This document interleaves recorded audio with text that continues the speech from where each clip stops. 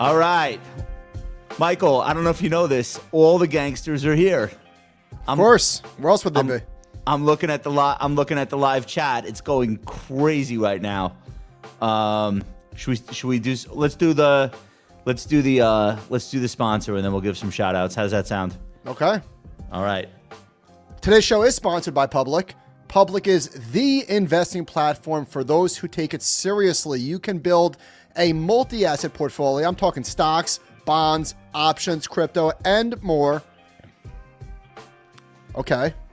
You can also access. Don't worry, wait, Josh, I didn't know it was me. It was my silence. turn. Silence. I'm talking. You can also access industry-leading yields like the 3.8% APY you can earn on your cash with no fees or minimums.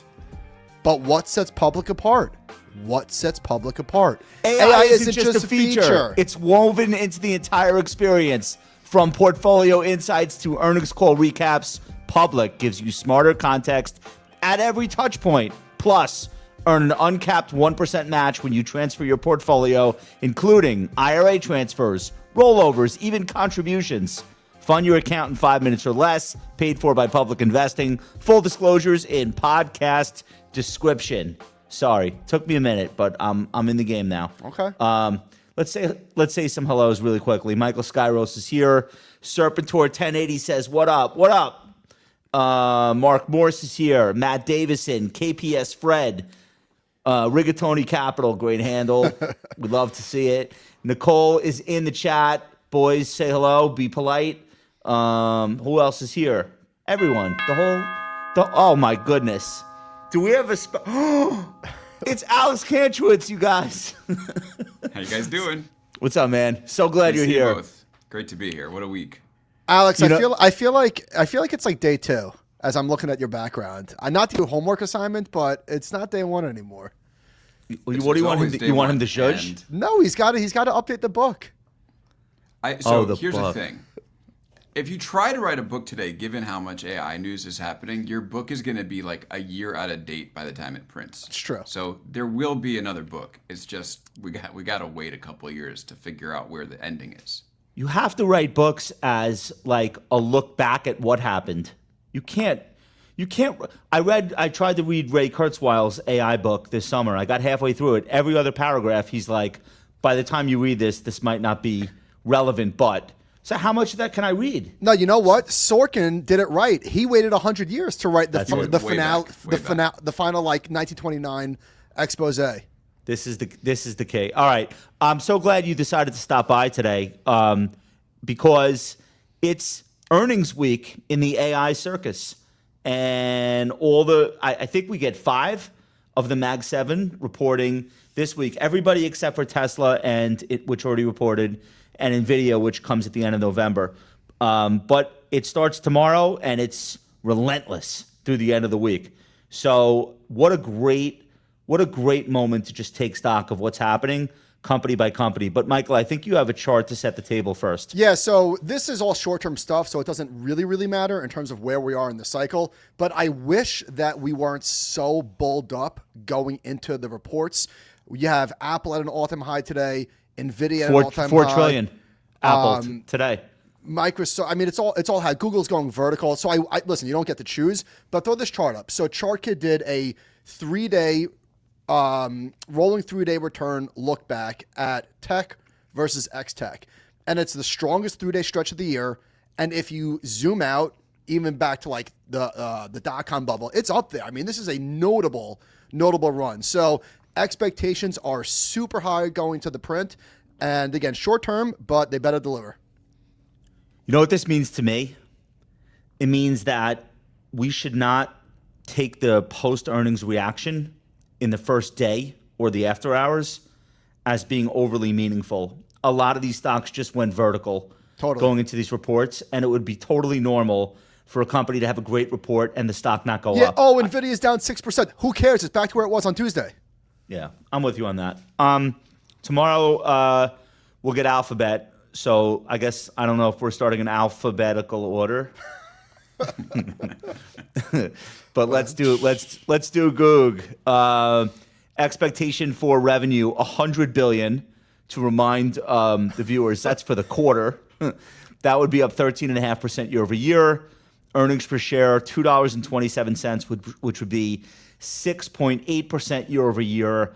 Let's do this chart real quick. Here's what the last year has looked like. I am the schmuck who sold it over the summer around 200. So missing out on the last 70 or so points in the stock. I'm the schmuck who sold it at 170. I'll do you one better. All right. Alex, these are what I think are the big themes here, but I want you know a lot more about this than I do. I think the big themes that people are looking for, whether or not there's erosion in search due to people starting their searches with ChatGPT. I know that's a big one. There's been no sign of it yet, and Gemini has been a pretty powerful way of Google counteracting that, but that's out there. I think people are excited to hear about Waymo. They don't publish financials, and it is in the other category, the moonshots category, but I do think it's a big deal that they've rolled out in so many markets over the course of the summer. And I guess the third thing would be any color that they could offer on things like that are far, far out on the horizon, like quantum, and obviously data center spend, et cetera, et cetera, et cetera. But what do you think are the big themes of this particular report? He missed two big ones. No offense. No, I'm sure I did. Cloud. Right. Well, that's what I mean. The data center, that's like the obvious thing. All right, and YouTube. Yeah, of course. YouTube, good point. So I'll take these. A couple of them are pretty interesting and worth digging into. First is the question about whether search is going to be disrupted from AI I wouldn't say it's been settled yet, but it's been answered, at least in the short term. I mean, we're talking about a Google that's going to do 13% revenue increase if it hits consensus this quarter. We're 3 years after ChatGPT came out, and search is not going away. So I think that question has been answered in to some degree at this point. Is there a long-term threat that ChatGPT will take this over? Potentially, but one of the things that I've realized, or one of the things I've seen, is that your behavior with ChatGPT and your behavior in search are generally fairly different. I think Google still is the leader for internet search. Now, I think there's like this new category that's generative AI conversations that it's going to have to face off with ChatGPT about, but I think that's largely additive. The cloud stuff is really interesting. Can we go back to search really quickly before you move on? Yes. It's too early for there to be any fundamental thing to say, but do you feel the next concern on Alphabet is the Atlas browser that ChatGPT launched?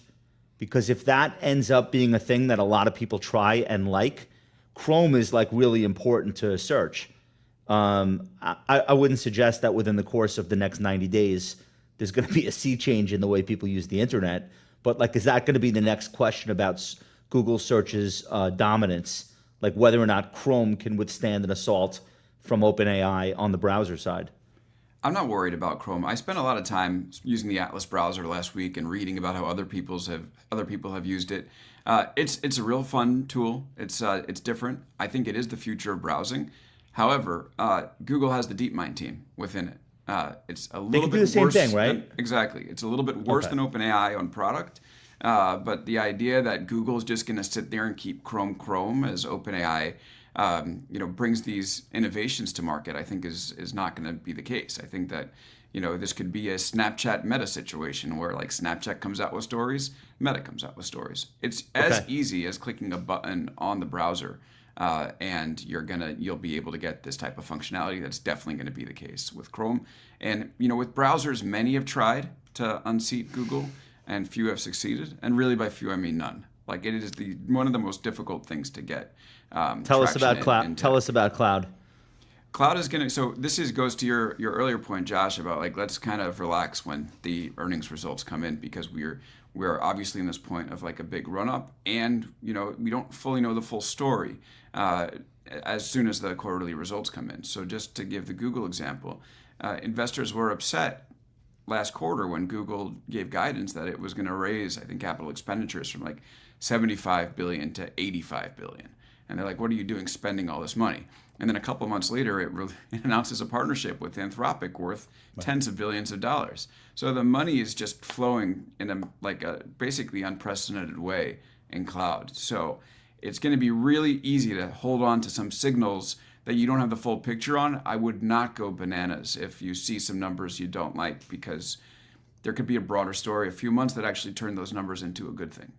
The Anthropic deal with Alphabet, I think, is worth double clicking on because this is the first time they have ever done a chip deal directly with a third party. You've had access to TPUs for 7 years now if you were using the cloud and renting that access. But now this is like 1 million TPUs directly for the usage of Anthropic. It strikes me as like a new phase in Alphabet's chip ambitions. And I don't know, like, is it a one-off or is this like a whole new thing that Alphabet might start doing that the street might be looking at them more like a real NVIDIA competitor?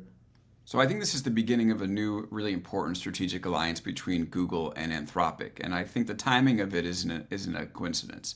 So if you're Anthropic or if you're Google, you're looking at the fact that OpenAI has gone and teamed up with NVIDIA and Oracle, and they have Microsoft. And you're saying, hold on a second, especially You need a if you're dance Google. partner. Exactly. And if you're Google and you see that, you're just like, we need a counterweight here. And so Google, of course, has its own effort, but it is a big investor in Anthropic to the tune of billions of dollars as well. If there was ever a company that it was going to try to position as a counterweight as well, it would be Anthropic, and that's what's happening. Pretty big blow to Amazon considering their investment in the company.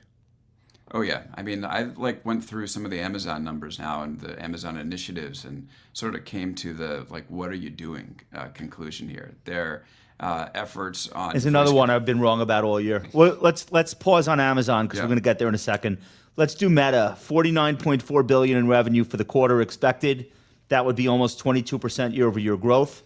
Earnings of $6.66, which would be 10.5% year-over-year growth.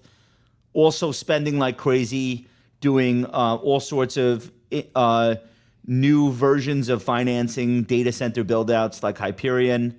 Also spending as though this were existential to the company, because it probably is, and working with some really big partners, financial partners on Wall Street in the process.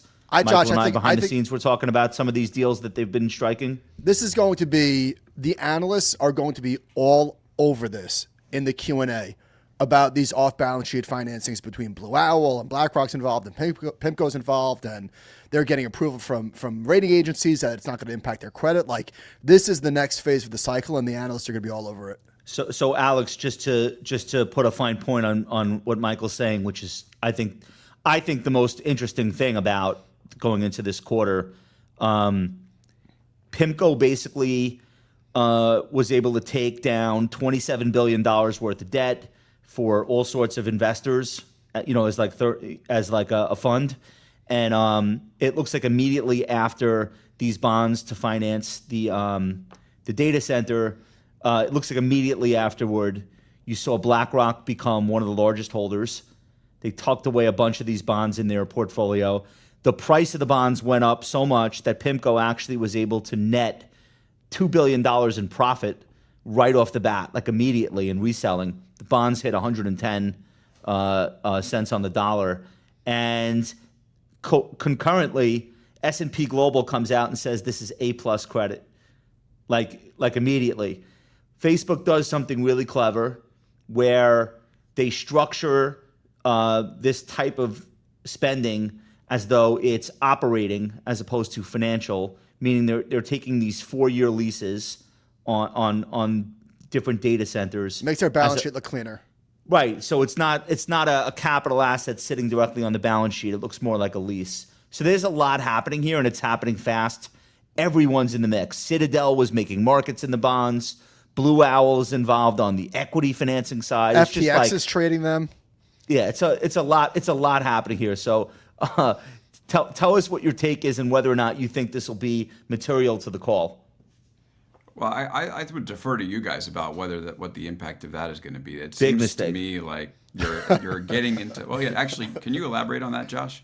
Yeah, no, that's as far as I go. Big mistake to defer to us. Big mistake to defer to us. Oh, that was okay. Look, I think that you're seeing a lot of these companies get really, really creative. I think that might be one way of putting it when it comes to AI funding. They're trying to do whatever they can to continue to operate as normal while putting, a tremendous amount of money into these data centers. And if you're Meta, you really see why. this quarter is a quarter over the past few weeks. You've seen Sam Altman, which Meta has 3 billion people using their products, and OpenAI now has 800 million weekly active users on ChatGPT. And a few weeks ago, Sam Altman said, we're going to let people become friends with them and have romantic relationships with them, going as far as to have erotic role play with these bots if you can verify that they're adults, and that's a big if. So if you're Meta and you're the friend company, right, and you see this starting to come up in your rearview mirror, you basically do whatever you can to get ahead of it. That's why Mark Zuckerberg is spending all these billions of dollars recruiting AI researchers, and you sort of you realize that Meta, it's going to be existential for for the company, because we have this moment where we have a loneliness epidemic. Being friends with people like real humans online isn't doing it for folks. It's not solving the crisis, and people are turning to artificial intelligence, and so it's a pretty big threat to you. That's an interesting take, and I haven't heard anyone say that before, but that's an interesting take. If Meta doesn't have to worry about a new social network. It has to worry about a replacement for the failed experiment that is social networking. This is a fucked up thing to say, because you're saying that it's an existential threat, that the loneliness epidemic, that they might not be able to monetize the collapse of society that they helped to create. Well, that's I don't think he said that. I don't think he said that. That's what I heard. But you're on the right track, Batnick. I mean, there is there is all sorts of sad things going on in our world right now, and tech is partially responsible for sure. And hey, I would Alex, even say, please finish your thought. I would just say social media itself is no longer a thing. I mean, you really just have group chats, and you have lean back stuff like Reels and TikTok. I'm in 10 different text chats with different groups of friends that I've made over the years. That's 9,000 times more fulfilling than anything I get from traditional social media. And my friends are cavemen like me. It's not like I'm chatting with brilliant people. You could trust me. Is Mark going to get asked about the fact that they've just restructured their AI unit for what I've read is the 5th time? There seems to be a lot of internal dissatisfaction. Engineers that want to be on the AI team, but they're not, or they're working on old AI products like Llama that already look like they're going to be out of date before they're finished. And with all that hiring, there's also a lot of shuffling around of personnel. Is it chaotic, or is this just too many reporters are trying to cover this, and this is just what it looks like when you're investing in new products? It is chaotic. I mean, we saw a note from, I know it's chaotic. I mean, you saw this note from Zuckerberg saying that they want to go towards superintelligence. What have you seen since then? Have we seen a roadmap from them? Have we seen any product progress at all? I haven't. And you do run into morale issues when you pay some people, I don't know, $100 million, even though Meta disputes. No, they don't pay them. They buy they buy the company that the person started a week ago for $1 billion. No, guys. They billion. give them infinite credits to have sex with the robots. Well, that might be in the future. That's probably what we'll all be fighting over. Okay, but, so you think beneath the surface, this is not a situation where the world is eagerly awaiting Llama 6 and all is well with Meta's strategic plans for AI. You think there's a lot of concern? I'm concerned. I mean, in tech, you could have failures, and the failures can turn into successes, right? We've seen that in so many different areas. But right now, Llama is a failure. It is not setting the standard for open source. It's been lapped by China in some ways. And Mark Zuckerberg has moved off it. The most recent large run just didn't work the way that they hoped to. And so now you have this sort of amorphous effort in the middle of the company. Again, I am waiting to see a roadmap. Once I see the roadmap, or at least some vision about what they're working on, that's fine. But this, to trust them with all this high-paid talent, going after this sort of pie in the sky idea of superintelligence without any details, is just not a place I'm in. Chart back on Meta real quick. Do you think that what you're saying partially explains the fact that this is among the Mag 7 names that has not meaningfully taken out the January high or the July high? It looks more like Amazon, I guess I would say, than it looks like Apple or Microsoft. And do you think that that's what you're saying is an explanation for that? I think, yeah, that the fact that there hasn't been a roadmap, at least a concrete one, combined with the fact that maybe the market is realizing that AI friends are a bigger disruption than, to Facebook than, let's say, search would be, or ChatGPT would be to Google search, to me is the issue. And by the way, it's not a new idea. 10 years ago, I was within Facebook, doing some reporting stuff, and they were talking to me about how they wanted to build AI friends. They've always had the vision. They've just been a little slow, and we're in a moment now where I also OpenAI, think the headlines are bad. It's dystopian. I don't think like I'm not happy Zuckerberg about is excited to say AI friends are here. I don't know.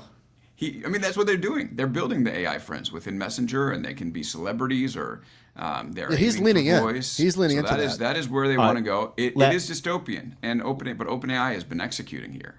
Last meta question: the Vibes rollout. So basically, it's a feed composed entirely of AI slop. I don't know that maybe it's fun. It's like Sora 2 launch was looked at by the early adopters as, oh my God, this is so fun. The meta thing it seemed like DOA, but maybe it's not, and the first impression is wrong. Is that like a sideshow that doesn't really matter yet? It's just them experimenting in public? I think that's exactly right. It is a sideshow. Okay. It doesn't matter. It hasn't gone anywhere. And by the way, Sora is also going to fall off. One of the issues with Sora is after you use it for a week or so, you sort of stop figuring out what you want to use it for because every video looks the same. And AI is the average of averages, right? So if you think about like all the emails that have been written by ChatGPT, the images, the videos, they all have a feeling of sameness because the model is just outputting sort of the average of what it's trained on. That's what it does. And so Sora just fell off as the #1 app in the App Store. I think it lost out to, was it like Danny's Hot Chicken or something like that? Yeah, nobody cares. Nobody cares. So I think it will fall off as well. Alex, before we get to Amazon, just last question. We have 5 minutes left, so we're going to keep this quick. If you had one question to ask Zuckerberg, if you were on the call, what would you ask him? I would just ask him straight up. You had a vision, at least for the metaverse. It didn't work out, right? But you had a vision, a bunch of people hanging out in virtual reality. What is your vision for superintelligence? Good question. Okay, let's throw up this 5-year chart of the Mag 7 names, and one is obviously lagging behind the others in a dramatic way, and it's Amazon. It's not even close. It's not even beating the S&P 500. What a loser. And the main reason, there's a bunch of them. It's behind on AI, but their crown jewel, AWS, which was driving basically all of its profits at one point in time, if it's still the biggest, it's still the behemoth, it's still doing a ton of operating income, it's still got juicy fat margins, but it is ceding ground in a meaningful way to both Alphabet and Microsoft. John, just throw this chart up, please. So even though it's the biggest, look at the revenue growth compared to its biggest competitors. And then the next chart, and then I'll give it to you, Alex. It's nowhere in AI cloud revenue. This is projections, obviously, but look at it. That's black. AWS is black compared to Google, Microsoft, which is predicted to be the winner, and Oracle. It's nowhere in the future. Kramer told us, according to the tech CEOs he talks to, and you can probably imagine who those people are, the word on the street or the word in the valley is that nobody really wants to write to AWS anymore. They don't see it as the cutting edge sandbox that it once was. And I have no idea if that's true or not, but just passing that along. And I think that maybe is part of the conversation is that people don't view AWS as being in a leadership position on AI relative to, let's say, Microsoft or even Google at this point. Like, are they right? And if so, what does Amazon have to say on this call? Well, if you think about it, it's almost like the home teams in the way that they play in each stadium. So if you go into Azure, the home team is OpenAI, right? And actually, one of the most interesting things about the deal that Microsoft and OpenAI announced today is that I think Microsoft's going to have access to OpenAI's IP till 2032, which is okay. It's only 7 years, but that is a long time in this moment. And 20% of the profits. Yeah, great deal for Microsoft, by the way. Amazing deal for Microsoft. Unbelievable deal for them. Keep their equity. All right. So what does Amazon have to establish here then? Well, then you go to the home team within Google Cloud, and it's Gemini, which is a great model in its own right. Amazon they have Anthropic. Anthropic is the #1 AI model for enterprise. So you would think that that would help, but you could also get Anthropic elsewhere. So I think that they don't have this flagship model. They do have some nice tools to build AI models like Bedrock, and people are using that, or build AI applications. But they don't have the juice right now. So I mean, it's really hard for me to tell exactly what they need. You'd want basically the state of the art. They actually made their own attempt to build their own models, but no one talks about them at all, and that was announced a year ago.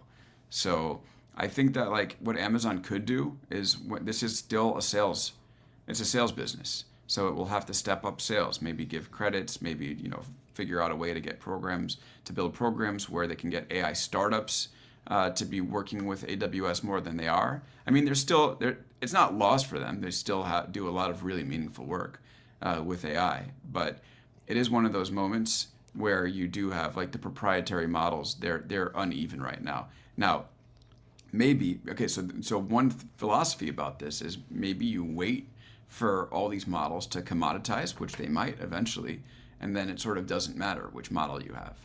So Maybe Amazon's going to spend about a third of its conference call talking about groceries, and you will not hear that on the NVIDIA call or the Alphabet call. So that's one thing. Matthew Stevick in the chat says, I remember Jassy making a very small thing that stood out to me on the April 2025 earnings call about how the NVIDIA chips are so expensive. That's a really great call out, Matthew, and I remember that too. And there's a lot of talk about application-specific integrated circuits taking the place of NVIDIA GPUs for certain workloads. They're more cost-efficient, et cetera, et cetera. And it strikes me that we're not in the phase of AI adoption and build-out where cost-effective is the thing that gets investors excited. I think, or programmers excited. I think people really want the best tools, not the cheapest. And if that's where Jassy is going with their priority roadmap, maybe that's problematic in and of itself. What do you think about that idea? I mean, it's spot on. And just to sort of put a bow on that, when I speak to people who are deploying this technology, they will tell me that the difference between deploying a model that gets like 99% of the stuff right versus 95% is massive. You almost can't work with something that has that big of a gap. So that is basically the whole ball game here, is that some AI models will just be more accurate and better, and therefore worth a massive premium, even if the almost as good models can do effectively almost what they do, but for a fraction of the cost, because ultimately errors in the stuff and economically valuable activity are going to be quite costly. Can we keep you for two more real quick? Yeah, let's do it. All right, let's do Microsoft. 1 year chart, please. Microsoft, it appears to me, has godfathered this whole situation. They seem to be the only company that has Altman in a position where he's got to do deals that maybe aren't perfectly advantaged to OpenAI, but offer a lot of advantage to Microsoft. And that's a pretty good place to be in. Today, they made it official. I don't have the numbers in front of me, but Microsoft's going to keep 20% of the profits, which is a lot of money, potentially. Also sort of has the inside track on all things ChatGPT, OpenAI, in a way that it wasn't clear even 6 months ago or 3 months ago if they would keep that. Constant headlines about they're not getting along, the playground's not big enough for both of them, blah, blah, blah. I don't know if they've totally put that to bed. The share price and reaction in Microsoft today tells me the street seems to think that they have, and this is now paving the way for OpenAI's full conversion to a for-profit, ultimately an IPO'd company. Am I on the mark here with that interpretation? Yeah, I mean, one thing I'll say, first of all, there have to be profits. I mean, OpenAI is expected to lose something like $120 billion by 2029. So there might be some time there. But here's what Microsoft gets with this deal. The equity was a little bit less than some people might have expected, given the extent of the profit they were entitled to and the money they put into OpenAI. But Microsoft gets such a large chunk of OpenAI, 27% of the Public Benefit Corporation. It gets an entitlement to the profits. It gets access to the IP. And I think most importantly for Microsoft is it sort of gets off the Sam Altman roller coaster. It has its stake. If OpenAI succeeds, Microsoft gets a piece of that. If OpenAI doesn't succeed, its upside or its downside is limited. Whereas, like, if There's Microsoft no secession. There's no secession. In other words, like they're gonna, Yeah, like- they're together. Well, correct, but also like if Microsoft were to so Microsoft I think Microsoft had this option in front of it: keep funding OpenAI and basically betting the entire Microsoft on OpenAI, or allow OpenAI to go to the Oracles, the Nvidias of the world to build the infrastructure, and then just kind of negotiate with OpenAI for a piece. And that Microsoft went with that second option.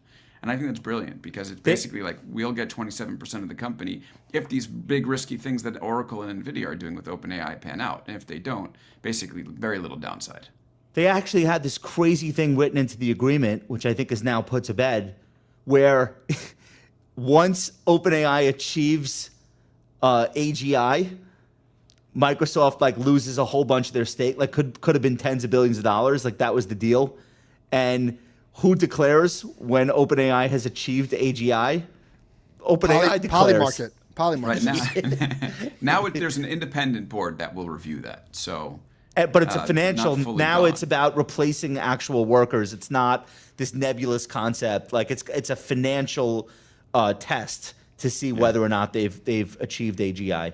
It's like if you were Saudi, you were just kind of sweating it out, hoping Sam wouldn't say those magic 3 letters. Yeah. Keep your stake, Last you one, imagine. Apple. Give me a 1 year. So Apple made a record high today. Nice. Hit $4 trillion in market cap. Stocks $269. Michael, say it. I already did. Nice. Look, it's $102 billion in revenue expected when they report, which I think is Thursday. That's only 7.6% year-over-year growth, but it's huge numbers. Earnings, $1.77 would be almost 8% year-over-year growth. And it looks like the new phone is a hit. What else do you think is relevant to know going into the, what should we all be watching for when they have their call? iPhone 17, I think, is all that matters. I mean, they're going to give us some numbers on a week of iPhone 17 sales. All the reports, the third-party reports have said that those sales have been through the roof. So it would be great if the Apple confirmed that. That would be great news for the company. I mean, it went through a couple of years of low to stagnant growth on the iPhone. And if that could be restarted, there was 13% iPhone growth in the most recent quarter. If they could restart that, that would be massive because the only thing that really was growing at an impressive clip was services, and that was on a fairly low base. So to me, the company is the iPhone company. It's always going to be the iPhone company. And if it's able to, revitalize the growth in that business, I think that's really all you need if you're Tim Cook. In the chat, Situation Zero says Apple will make a deal for Gemini to power Siri. So I was talking on CNBC about this today. With Microsoft and the OpenAI soap opera now resolved, to me, this really puts pressure on Apple to not just rely on its App Store partnership with ChatGPT, but to really do something that can power Siri and set it apart. And I just felt like the most obvious thing is that once again, Google and Apple run into each other's arms. If you had to guess when Apple revamps its Apple Intelligence and Siri product in 2026, if you had to guess, would in fact Gemini be the technology that's going to be built on? Or is there some dark horse like a Perplexity deal or Apple's own foundational model? Like, what do you think is going to happen there? I mean, the dark horse for me would be Anthropic. We know that Anthropic and Apple have spoken. Apparently, Anthropic wanted a lot of money to be able to power Siri, and that sort of broke down. So I think Google probably is the most likely candidate. If you're Google, it's great. You get more data for your models. You get exposure. You might get people to sign up for big, personal cloud deals, and that would be good if you're Google. And Apple is desperate. So you probably get some pretty good terms if you make that decision. I want to tell you, you are the best. It's so important that we talk to people like you that are eating, sleeping, and breathing this stuff. Because we're Wall Street, we're Morlocks, and you're in Eloy. I don't know if you know the reference. I listen. You know your stuff. All right, so you're among the Eloy, and you are out and about in that world, and we have to hear from you. So thank you so much for stopping by. I know the audience appreciates your time. Let's tell everybody where they can listen to you on an ongoing basis. Yeah, so you can listen to me on Big Technology Podcast. We're in all podcast apps. We have the CEO of Medium coming on this week to talk about how AI is going to change writing, and we break down all the AI news every Friday. So it's been great having you both on, and it's always fun to speak with you. You guys are great. Thank you so much, Alex. All right, have a great night. I love him. Do you love him? I do love him. What's not to love, right? He knows what's going on, and he tell you knows how later. to explain it. That was rhetorical. Yeah, no, he's the best. Okay, let's do a little bit of stock market. Listen, I got some dirt on Kantrowitz. No, I don't. Let's do some stock market stuff. So, All right. The stock market is ripping. More buyers and sellers, and one of the reasons, of course, is because companies just can't stop, won't stop. Throw up this chart, John. U.S. companies, at least to be clear, companies in the S&P 500, are beating estimates to a degree that we haven't seen since the days of the pandemic. Pretty hard to believe, huh? Look at this. It's crazy. And this is with tariffs, right? And it's not it's not like estimates. Remember in 2022, we spent a lot of time talking about estimates need to come down, estimates need to come down. They're not coming down. Like, it's not like, I mean, analysts are not being super conservative. The bar's here. Keep jumping over it. Yeah, no, I think that's exactly right. And I think like the analysts are tired of getting sandbagged and having low estimates and then seeing these companies exceed, because it's not that the analyst cares that much about the published number versus their estimate and being so close.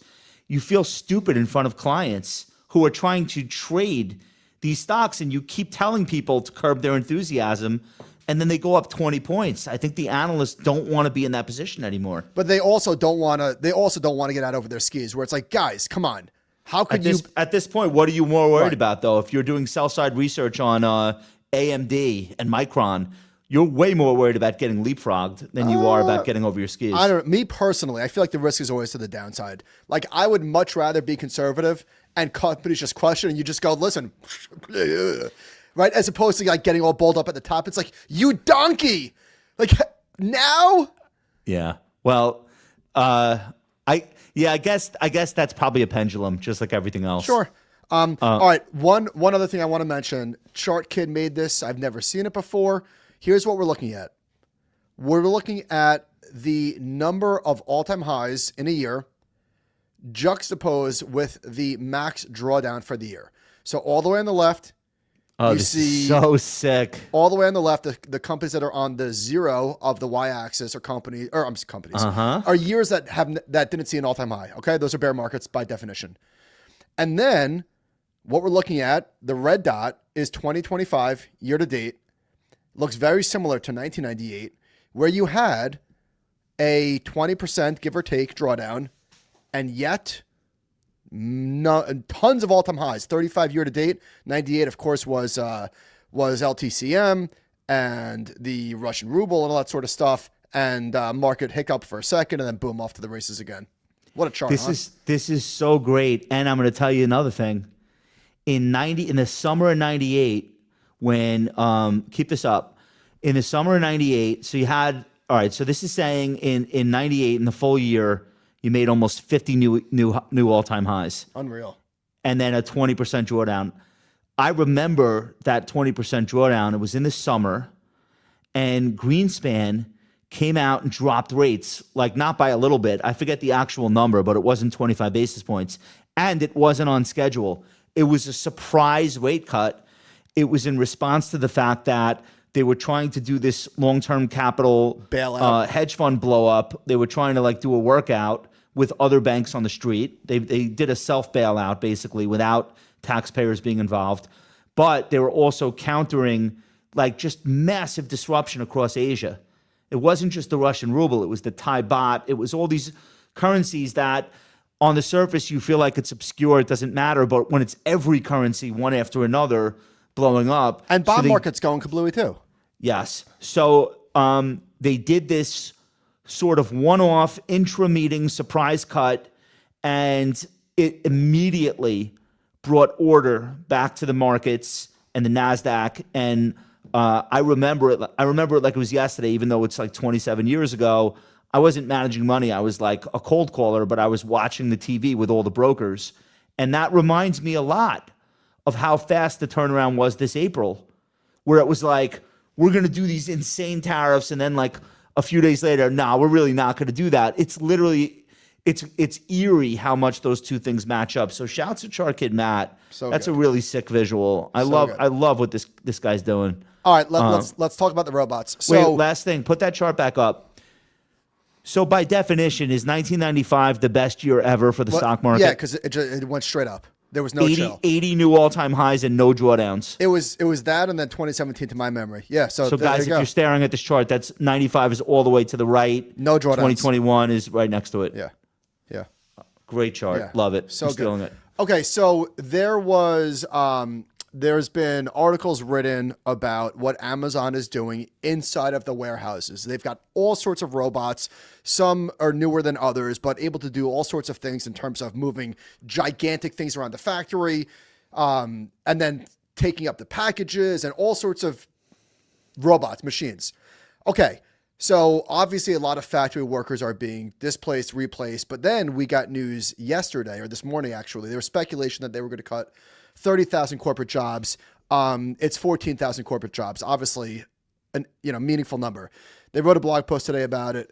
They said this generation of AI is the most transformative technology we've seen since the internet, and it's enabling companies to innovate much faster than ever before. We are convicted that we need to be organized more leanly, with fewer layers, and more ownership to move as quickly as possible for our customers and businesses. And the rest of the street, and it's already happening, is going to take this AI as cloud cover to get lean and do whatever they have to do. And the street is rewarding it. So it's scary. Yeah. But it's where it's going. And it started out with, all right, we're just not going to hire more people. So anyone that resigns or retires before we add that person back, like add a new version of that person back, let's see if we don't have to. And that went on for a while, and now it's flipped over, and now it's just like straight up, we have too many people. Like how could we ever maximize the potential of this AI technology if we have this many people in the way, so to speak? Here's the New York Times. Internal documents show the company that changed how people shop has a far-reaching plan to automate 75% of its operations. Amazon's U.S. workforce has tripled since 2018 to 1.2 million, but the automation team expects the company can avoid hiring more than 160,000 people in the United States it would otherwise need by 2027. That would save about 30 cents on each item that Amazon picks, packs, and delivers to customers. That's dystopic. By the year 2033, that would translate to more than 600,000 people whom Amazon didn't need to hire. Put this chart up. Number of Amazon employees per facility on the left. You can see that is now cascading lower since the pandemic. Packages handled is rocketing higher. Packages handled end-to-end per employee. So these are the pick and pack robots. These are the conveyor belts. These are the truck loading robots. This chart is never going to reverse. Nope. Do you agree with that? I do. So Okay. throw up a few more charts that we made. So Amazon went crazy, particularly during the pandemic. It wasn't their fault. All sorts of supply chain disruptions and issues, and they overhired, and they've spent the past couple of years riding that ship. And this number will never reach a new all-time high. 1.5 million employees. And did you know that they are the second largest employer I did know this. in the United States? Behind Walmart. Yeah, I did know this. And Walmart is only behind the federal government, and that's it.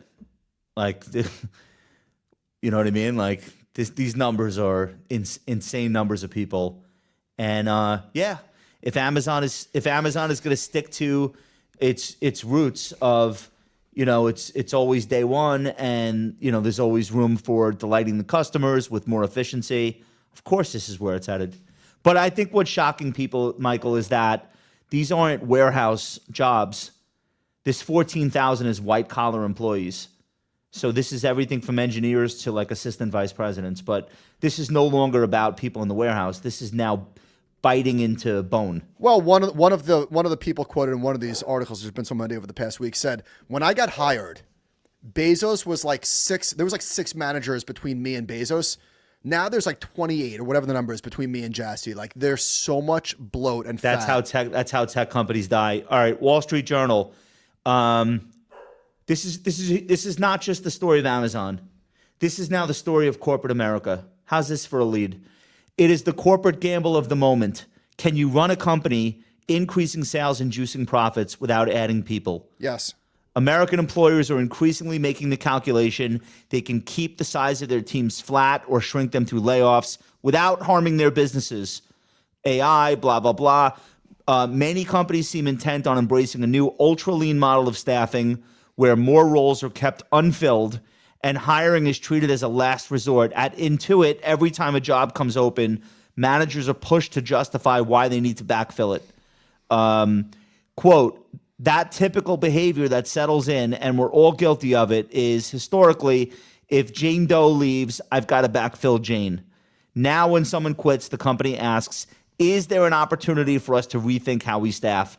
100%. This is the story. You made a comment at the top of the show about profitability and margins, and like this is where it's coming from. Mm-hmm. But less bodies, revenue growth minus headcount growth. It's great for earnings, terrible for society. So UPS was in on the mix today. Here's a headline from Bloomberg. UPS jumps after sweeping job cuts push profits above estimates. Throw this chart up. UPS has been a dog for the last 10 years, but interestingly, I didn't realize that it actually kept pace with the market until 2022. They announced earlier in the year that they are severing ties with Amazon, who is their largest and least profitable and most time-consuming customer. The stock fell 15% that day. It was like the worst day in 2 decades or something like that. So I was looking through its call today, and operational update. This is the first thing they wrote. Integrated agentic AI into our next-gen brokerage capabilities to streamline formal entry processes. They spoke a lot about this on the call. Obviously, Amazon was mentioned a million times, but they're laying off tens of thousands of people. And guess what? The stock market loved it.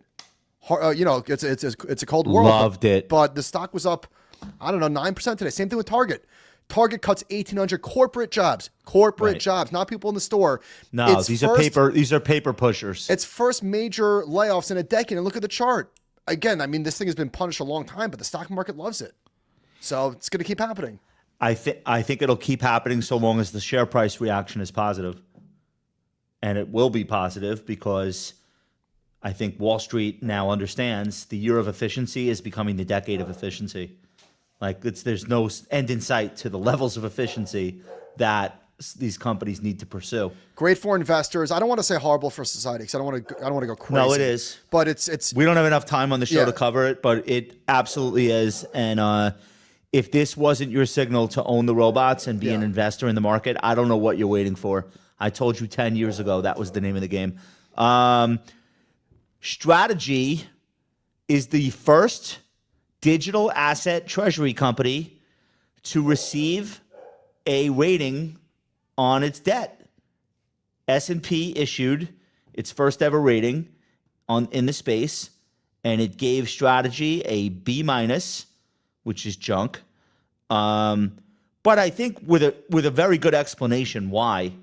It's not a commentary on the way the company's being run at all. It turns out it's just a lack of dollar liquidity, which is incidental to the company's whole point of existing, which is to not hold dollars. B- is not bad. We were C students. It's not bad. That's right. No, that's my point. They're not saying this company is trash. They're just saying, like, typically when we look at other companies, we would want to see more dollar liquidity. In the case of Strategy, the whole purpose of its existence is to be short dollars and long the coin. So it's like it's not a disrespectful B-, but it's a B- nonetheless. But it forced S&P to actually look at this thing like a company on the debt side because they were a big debt issuer. What are your thoughts? I have nothing else to add. I want to throw some charts on because can I have a critique? Could you stop with the price and the market cap charts? Throw this chart up. Yes, Sean, to make this is garbage. Come on, this is beneath you. Wait, what? What did I do? You this is a thing that you do. You ask for the price and the market cap. It's the same chart. Here's what you do. I wanted the market cap number. I wanted to point out it's an $80 billion market cap with B- rated debt. That's what I wasn't comparing the price with the market cap. I wanted the data. You do this a lot. I wanted the data because I think that's highly relevant. I wanted to ask you, how many junk rated publicly traded companies do you think have a market cap above $10 billion? Well, Almost none. I wish you asked So me that that's what before I was. the show, That's what I was looking for. because we could have found it. All right, this is how you chart. This is how Matt. This is you went to Sean. No offense. Hold on. I went to Matt. The chat is not happy with you. So just saying, mommy and daddy are fighting. Tell Michael to chill. I will not chill. Josh we have getting standards called here. out. We have standards here. We are professional chartists. So I brought the good stuff. You're getting cooked. I brought the good stuff. Oh yeah. Oh yeah. This is how you ahead. cook. Chart on, please. All right.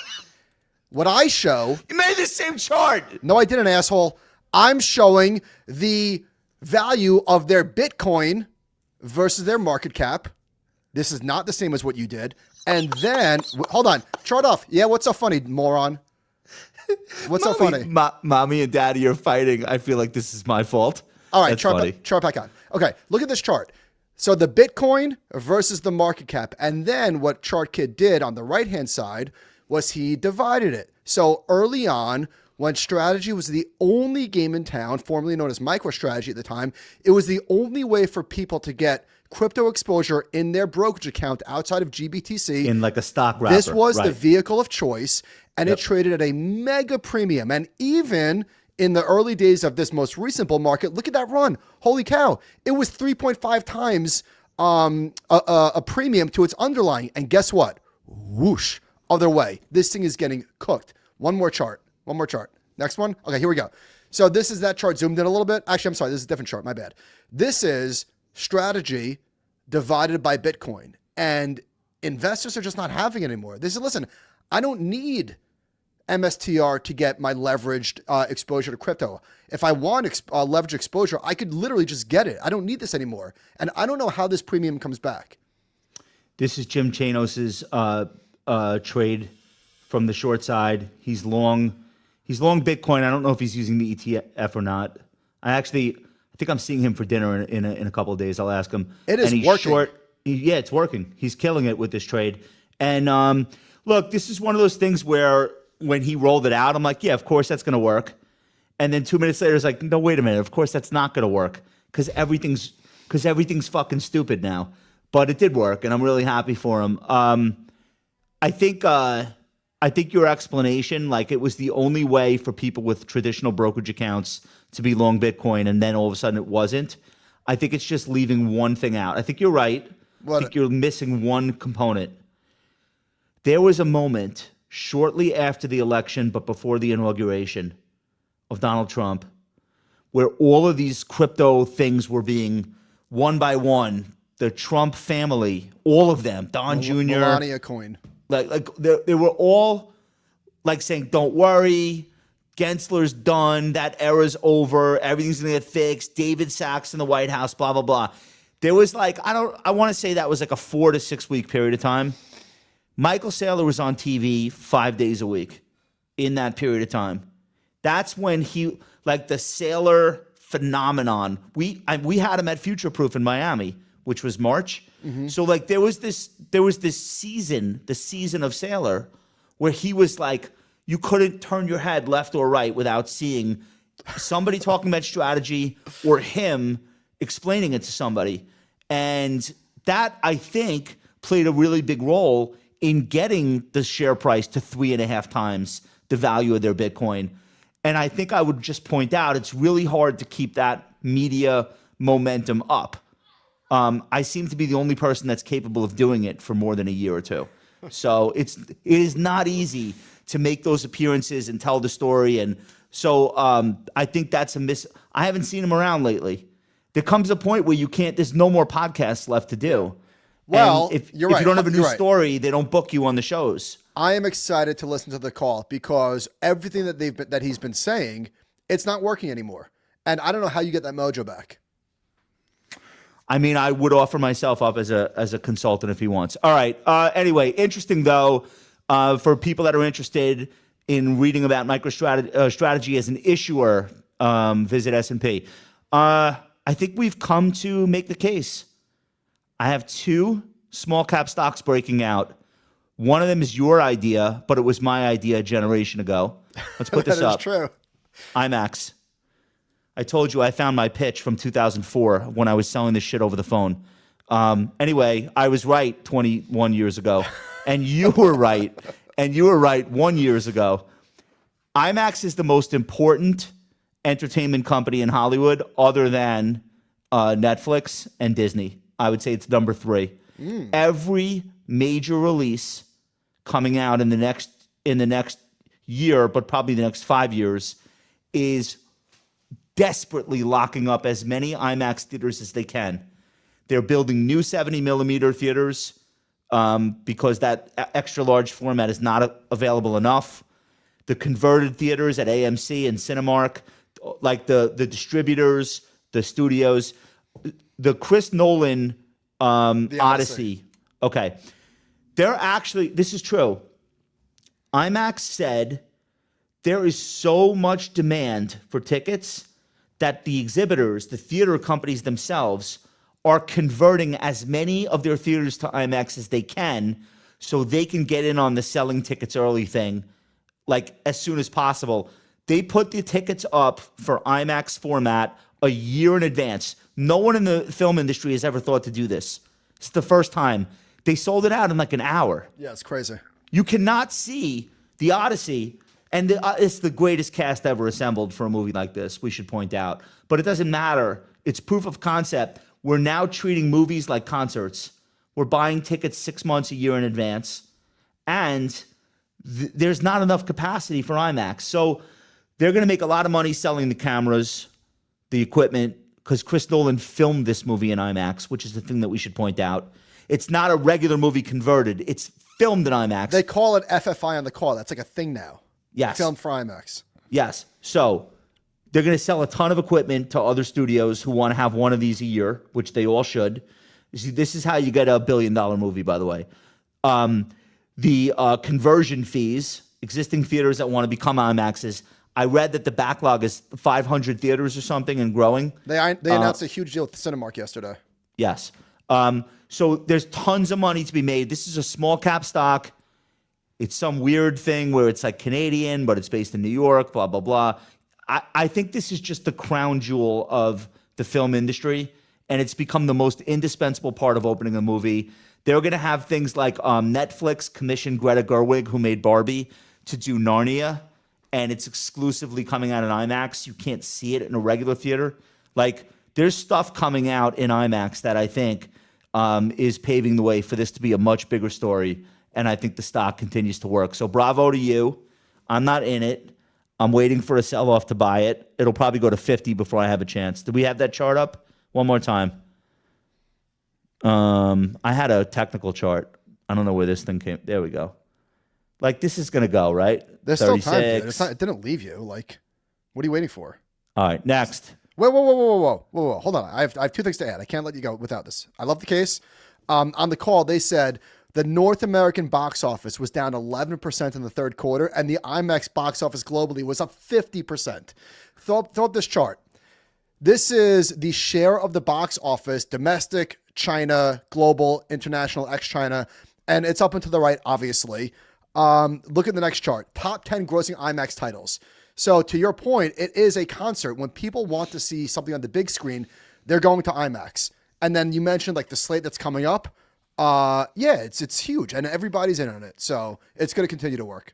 Look at right. You have a Super Mario movie coming. Avatar. You have another Avatar. You have Toy Story 5, the Superman spinoff, Supergirl. Like, these are all going to open so big on IMAX screens. Dune, Avengers. Yeah, it's working. Dune 3. There's so much on the slate for IMAX, and like, companies cannot live without that now if they plan on exhibiting. It's not enough to just put these films in theaters. You're not going to hit your potential. You need them in IMAX theaters, and I can't believe this stock is not fully reflecting that reality yet. David Ellison should buy the company. It's $1 billion market cap. There is an overhang with the China business. It's like a subsidiary, and it's not. I don't think it's wholly owned with IMAX, and I think that's part of what's been a problem with the stock in this era. But I feel like that's the kind of thing that could get cleaned up if they figure it out, or what's maybe the they other already one? have. What's the other one? A twofer. Yeah, Etsy. We buy charts that look like this, right? Let me see. We certainly do. Can I show you? Certainly do, but I don't. Here's like this here's a company. price. Here's just a price chart. We buy charts like this. Yeah, no, we do. But what is Etsy tchotchkes? What is this? It's sort of a cross between Amazon and eBay with a twist. This is people who make their own crafts, and I know that sounds ridiculous, but like Let Me Cook, there's a lot of home design stuff. It's not just people making keychains and bracelets. Chart looks there are great. people who like fashion these incredible fixtures, metal. It's basically like a Shopify. I shouldn't have said Amazon. It's a Shopify mixed with an eBay. It's a combination of vintage things with crafts that people actually make, and the people who use it absolutely love it. I've never bought anything from Etsy. I've never sold anything on Etsy, so I don't have that firsthand experience. But I'm going to tell you 3 things. Number one, when prices in the economy are high, Etsy is a pretty obvious go-to place to buy people gifts, because you're not buying from corporations. You're buying from the people who make these things. Number two, they just announced AI seller tools. They're in the AI business too. The goal is to keep people on the site and not bounce off because they can't find the thing they're looking for. And they're going to utilize AI to make that process smoother and more efficient, basically sell more things. Number 3, Lone Pine just took a huge stake in the company. And that guy almost always, Steve Bandel, that guy almost always wins. And this is the area that he wins in. This is what his fund has become synonymous with. These consumer-facing platforms that have the ability to get much larger, he tends to invest at these kind of turning points. I know we don't have a long-term chart of Etsy. This stock went into an 80% drawdown, Yeah, it was and is horrible. now on the verge, is now making a 52-week high, but it's really erasing like years of underperformance. And it sort of looks like it's finally figured out its business model and it's having a moment. So I'm not in this stock. It's a small cap. So be careful. I think the market cap is like $7 billion. It's tiny. Its name is much bigger than its market cap. Most people who are on the internet are aware of Etsy. Very few investors are aware of Etsy, the stock. I love that disconnect. I feel like IMAX benefits from that disconnect. Yeah, I potentially. like the story. I think it was a good pitch. Was not on my radar. So look, don't say I never gave you nothing. I brought Okay. 2 gems, 2 small cap gems to the table tonight. Yeah. Okay, mystery chart time. John, if you would please. All right, would you catch this falling knife? Well, is it a ratio chart It's or a is it ratio. a penny stock? It's a ratio chart. But would you catch this falling knife? No. Okay. Next chart. Wait. Back. Back. If I were in the knife catching business, I would catch this falling knife because it looks like it went from a downtrend to a caricature. So stretched too far to the downside. Yes. I would agree. Next chart. Okay, would you take profits here? Would you sell this chart? Maybe. I don't have enough information to say yes. I'm just purely based on the charts. No, because I never sell anything. Good for you. That's why you're a good investor. Okay, these are the same charts. One is I just flipped the numerator denominator. What are you playing games with me now? I am. I'm playing games with your heart. You playing mind games with me? Wait, it's the same chart, but you showed it to me upside and downside? Yeah, John, go back. And I said 2 different things about what I would do? That's not good. No. You were pretty consistent. No, I honestly, that was better than I thought because Okay. you were pretty consistent. Okay. All right, so these are I can't give clues without giving it away. Just guess. Honestly, I can't give a clue without giving it away. What do you mean you can't give a clue without giving it away? We spoke about this dynamic at the top of the show. Ooh, we did? We did. Okay, so one is Amazon and the other is... Think bigger, think broader. Zoom out. Okay. Oh, all right. So one is tech and the other is the S&P? Close enough. It's the S&P divided by the equal weight. I mean, this thing really crashed or reverse crashed, whatever. Like, Wait, so which is going up though? The S&P is going up. correct. So cap weighting destroyed equal weight over the past couple of sessions, like destroyed. Do you know, chart off, do you know there are 4 of these bad boys, 4 Mag 7 stocks in the Dow? There's 4. All right, so I forgot. wait, Amazon, 2 of them got added last year. Amazon, I didn't even know. I didn't even realize. Google, Apple, Nvidia is not. Yes, it is. Nvidia's in the Dow? Yeah, I think so. I think they added it last year. No. Yeah, I think it replaced Intel. Did it? Let me ask Gemini. You son of a gun. Big if true. I think they did. So Meta's not in? Yeah, they replaced Intel on November 1st, 2024. Boy, was that a buying opportunity in Intel. Wow. By the way, you didn't Wait, so realize that, did you? I had no idea. Do you know that Amazon's in the Dow? Yeah. I said Amazon, Apple, and Google. So what's not? And So Microsoft. Meta's not? Meta is not. Isn't that interesting? And Tesla probably never will be. Meta is not in the Dow. It's the only one other than it's Elon and Zuckerberg are not in the Dow. That's disrespectful. I wonder why. Isn't Meta that doesn't make the cut. interesting? Wait, I have one more thing to say. Meta and Tesla are not in the Dow, and they're the only ones with their original founder as CEO, other than NVIDIA. So Microsoft's in the Dow with the 3rd CEO, right? Alphabet's in the Dow with the 2nd. Amazon's in the Dow with the 2nd CEO. Alphabet, I think, is on its 3rd. The Dow is right? so Eric weird. Schmidt. So of the Dow is so weird. top 5 companies by weight, it's Goldman, Microsoft. So that's the only one. Caterpillar, Home Depot, and United Health. Yeah. Okay, yeah, sure. Because Why not? price, but Apple's important in there. Wow. NVIDIA's getting to become important. Wow. I had no Isn't idea. that interesting? I had no idea that NVIDIA was in there. All right. Huh. This is a great place to put a pin in it and say thank you to everybody who joined us for the live. Hey, guys, 2 things. Number 1, thank you so much for the huge outpouring of affection and feedback for the episode we did with Jim Cramer. If you haven't seen that yet, it's right here on the channel or listen to it on our podcast feed. We put it up as a special last night. Thank you so much. We really love all of your comments and all the nice things that everyone said, and hope we can see you at the next live TCAF that we do. Tomorrow is Animal Spirits, first thing in the morning. We'll do Ask the Compound later in the day. And then at the end of the week, we have an all-new Compound and Friends. New guest. And it's going to be a good one. New guest, same old Michael and Josh. So thank you guys so much for watching and listening. We love you. We'll talk to you soon.